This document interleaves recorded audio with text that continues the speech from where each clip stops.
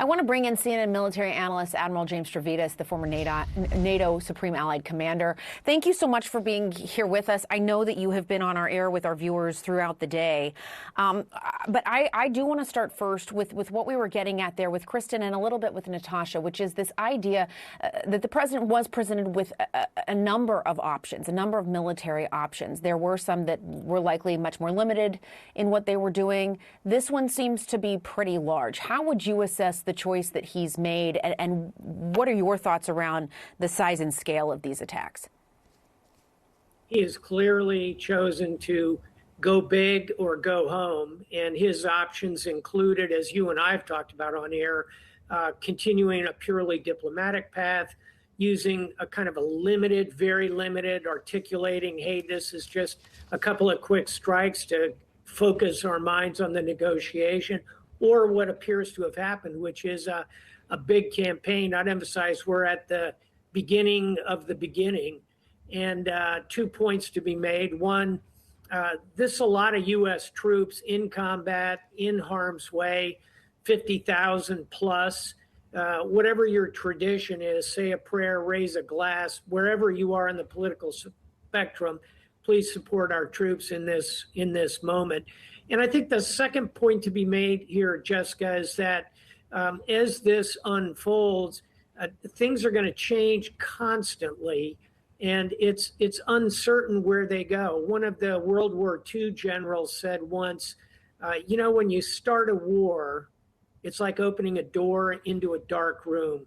You don't know what is lying in wait inside. So unfortunately, this is the beginning. We're going to learn more in the days ahead. This appears to be a significant campaign. Yeah, the beginning of the beginning, as you say. It is worth noting, and we need to underscore the fact that we have seen these strikes on major Gulf cities like Dubai, in a heavily populated area, the Fairmont Hotel there in Doha, that we saw that rather quickly as this all began. And to your point, there isn't we don't know what we don't know in terms of where this goes from here. What does it tell you that we saw those strikes in places like that, and not just in those cities, but in those particular areas in those cities? The Iranian regime clearly feels that they are on their death ground. They are going to fight to the bitter end at this point. And I think, unfortunately, that means not only what we've seen here in the first 12 to 24 hours, I think at risk is the Strait of Hormuz. 20% of the world's oil goes through there. I suspect you'll see U.S. strikes against Iranian naval facilities, ships, mine layers, in order to obviate their ability to close the strait. But that could come on a personal level, terrorism, attacks against American citizens, American diplomats, softer targets, if you will, than the hardened bases that were attacked.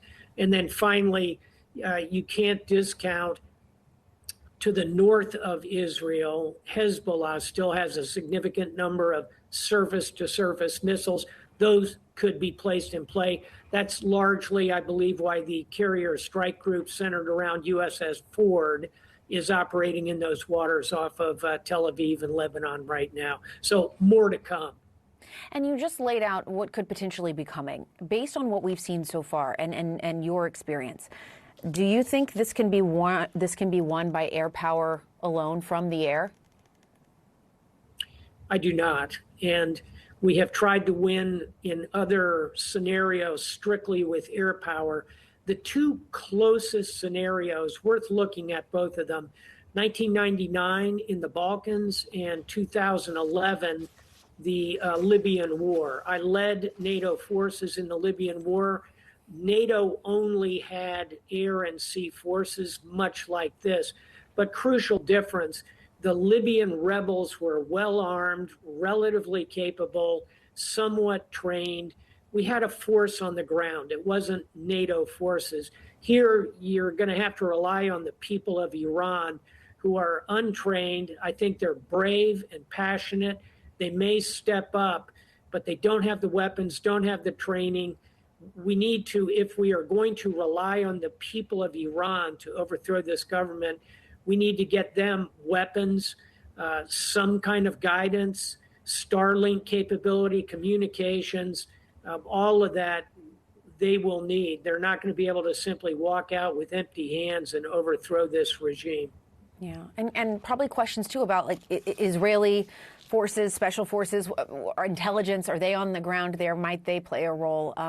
We will find out. Admiral James Stavridis, thank you so much. We really appreciate it. Thanks, Jess.